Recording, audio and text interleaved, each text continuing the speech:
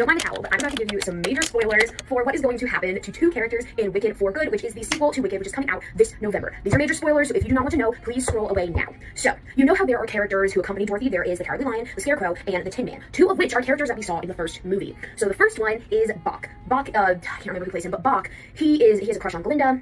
And basically, when Glinda's like, hey, can you go talk to Nessa Rose? Like, I'm not interested in you, like, be nice to her. He reluctantly agrees. Nessa eventually starts feeling very jealous, and so she tries to cast a spell on Bach to make him love her. However, this spell backfires and actually shrinks Bach's heart.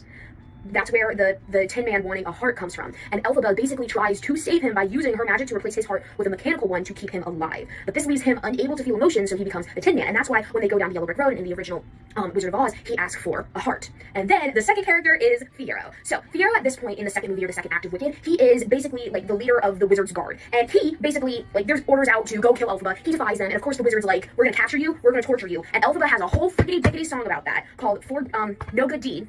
That's like her ballad in the second act, and it's basically her casting a spell because she is desperate to save him. She does not want him to die, and basically that magic transforms him into the Scarecrow. And I think the Scarecrow asks for a brain, but it's not like specifically noted at in like how Fiyero's transformed. But basically she says, when question haunts and hurts too much, I honestly can't remember the lyrics, but she basically turns Fiyero into straw because there's not very much you can do beating straw to death. So of course he beats Dorothy along the Yellow Brick Road, and I mean the entire second act of Wicked takes place like as it's integrated into the Wizard of Oz plotline. Also, another spoiler, the Wicked Witch of the East is Nessa Rose, and she's the one who gets crushed by the flying house that happens to Dorothy, and those are her silver shoes that Elphaba wants back. And yes, they are silver.